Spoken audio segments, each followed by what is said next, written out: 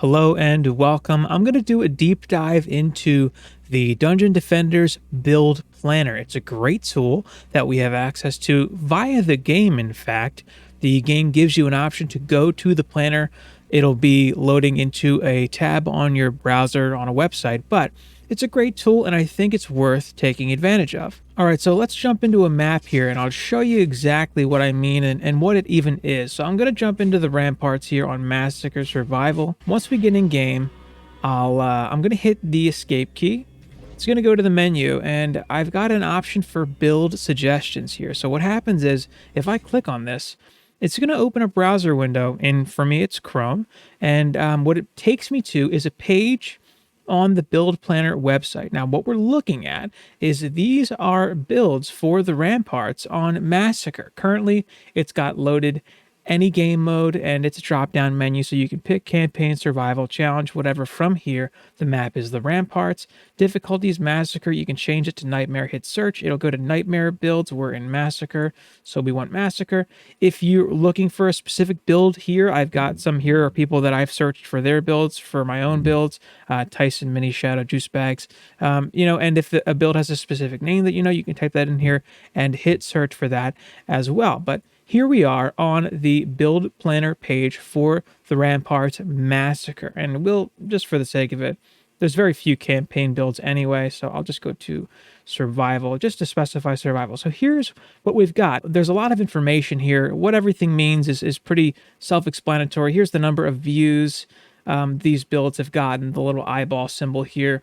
These are comments, these are upvotes or likes.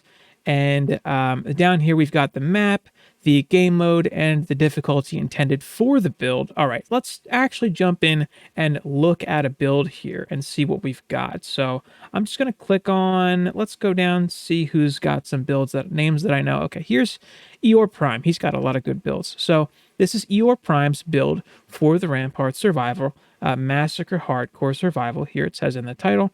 And here's what we've got. So we've got symbols for all of the defenses. Here are the crystals. We can actually move this stuff around too. If you click and hold, you can just move this stuff around. But we've got some hint indicators here.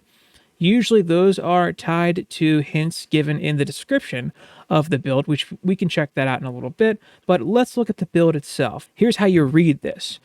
This is a gas trap. And if you hover the mouse over an icon, it'll tell you what it is. So this is a gas trap. We can hover over. Here's an ensnare aura. We can drag this around. He's got other auras under this. Here's a strength drain. If I move this, yeah, he's got an electric aura here too. So here's a full stack of auras. Here's an inferno trap. We've got walls here. So if I hover over the wall, blocking field with parentheses, it says 5. That means it's a 5 DU wall. This one, it's a little shorter. It's a 3 DU wall. And we can move these. Oh, he's got them on a buff beam. It's a 4 DU buff beam. So that's kind of how this works. We've got a Thunder Spike trap. Down here, you don't see those too much. I know Eeyore Prime is a fan of Thunder Spikes, particularly. Here's another beam. So I'm moving things around. Here we've got some DSTs pointed in different directions, and they were on a 4 DU buff beam. Now everything is moved around and jostled. I don't know what the original build was like. One thing I can do to just reset the build is refresh the page. Everything snaps right back to where it was. So if I'm building this in-game, what I can do is look at this build, see where things are, and I can start building it out if I really wanted to. I could jump in and go up and, oh, he's got some DSTs 6 up here in a certain way on a 4 DU buff beam, something like this maybe. I'm not exactly sure. If I'm not entirely certain, I can go back and check, and that's kind of what I would recommend. If you're going to use the planner, it's easier to do it with a second monitor, but it's going to help in terms of if you don't know what to do and you're just looking for a build. That's kind of the point of the planner. Yeah, that's how he had them. 3 this way, 3 that way. And he's got, so let's see what these hint indicators are for. He says, pretty simple, mostly AFK, 6 DST, 3 pointed either direction. Use the 1 and 2 markers as guides for the span of coverage. Okay, so he's got the ones facing this way. The aim on the one side is here. The aim on the other side is there. That's good. That makes sense. A lot of people use hints in their builds.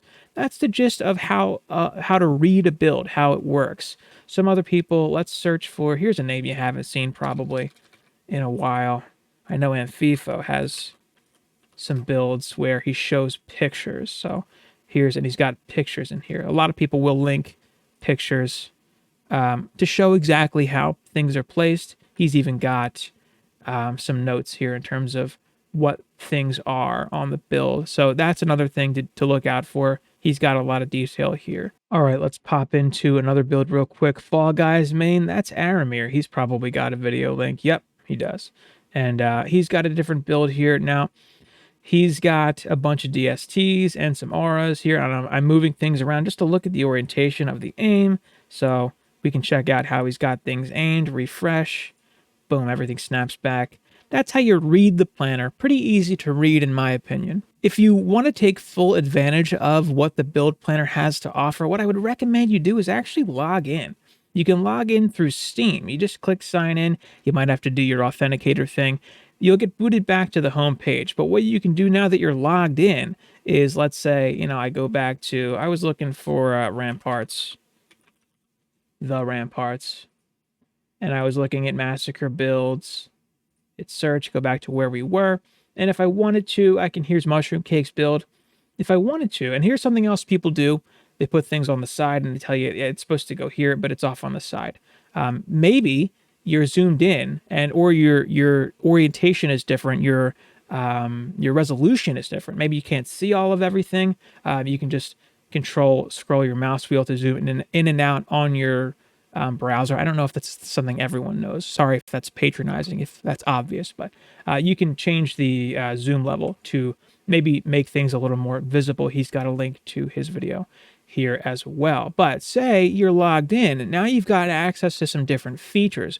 One thing you can do is click the like button. If you like a build and you want to leave a positive note of feedback, you can click the like button. There's also a star up here next to the title of the build. You can click that, and now it's added to a favorites list. So when you're logged in, you can click your name up here, and you can see liked builds. These are builds that I've hit the like button on. Or I can go to favorites. This is the only build that I've favorited, but they'll show up here for you. So you've got quick access to the builds that you've left feedback on. Another thing you can do is you can go in and leave a comment. Here are some comments someone had a question about. See, someone had a question about not being able to see some of the towers. We just talked about zooming in and out to make that more visible.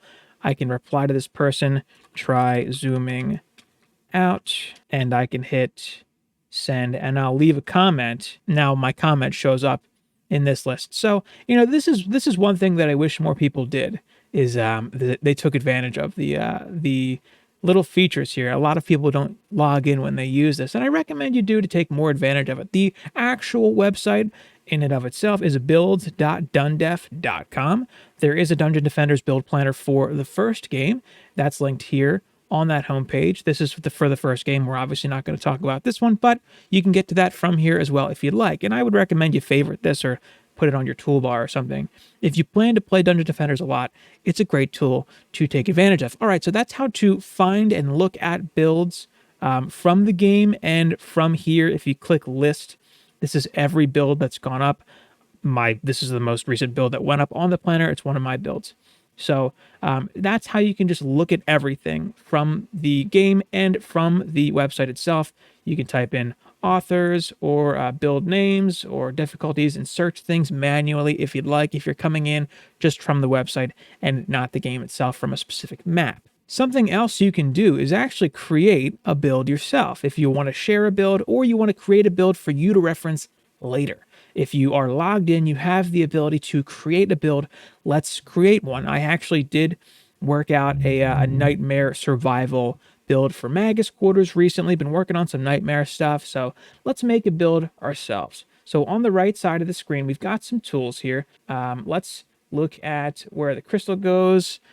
Right there, Magus Quarters, 1 crystal. All right, yeah, let's create a build. So here's the build that I worked out for Magus and Nightmare. This is a rifted and non-rifted build for what it's worth. I'm going to do some ensnares. I'm just dragging them over. The green one is ensnare, blue lightning. These are pretty obvious here. So and here's one thing that I do when I'm putting these builds down is I'm putting the auras first because the traps show up smaller.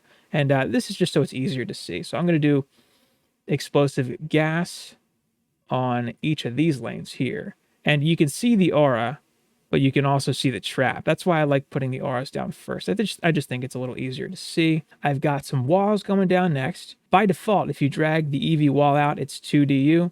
I want 3DU wall, so I'm going to hit the plus button, and I'm going to put that right where I want it. Now, if I try to drag it out again and it's sideways, and I don't want it to be sideways, I want it to be vertical rather than horizontal. One thing you can do is you can hover your mouse over it and scroll your mouse wheel, and it will shift this. It'll spin it. Another thing you can do is you can click and hold on this little spinny circle thing looking here, and you can use your mouse to manually rotate it. So I'm going to rotate it like this, and I'll click again to lock it and drag it over here.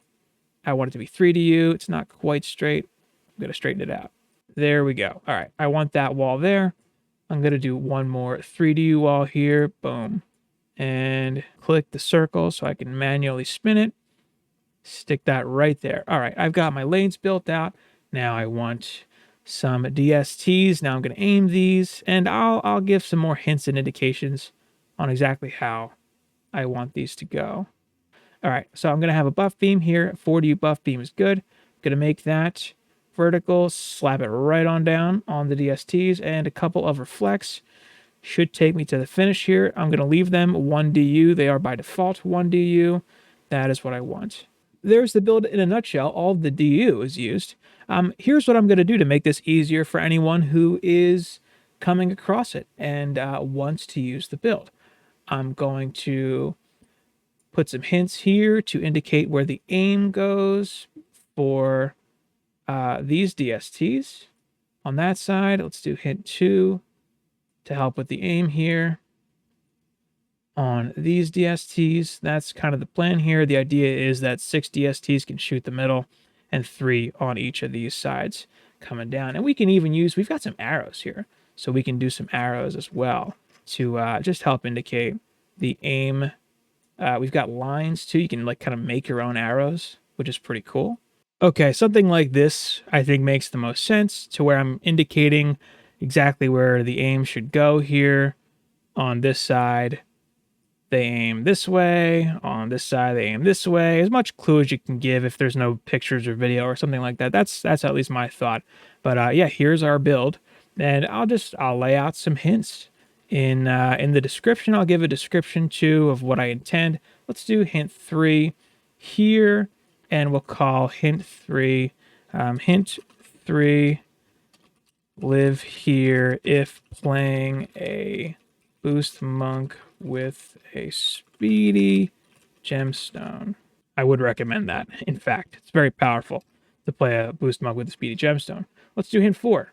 Hint 4 for the crystal. You know, if you're playing a DPS huntress. Hint 4, live here if playing a DPS huntress. Help out with copters and ogres. I would intend this build to be rifted / non-rifted wave 23 starts. So that's kind of a basic title there. Another thing you can do if you're creating the build is put down recommended stats here.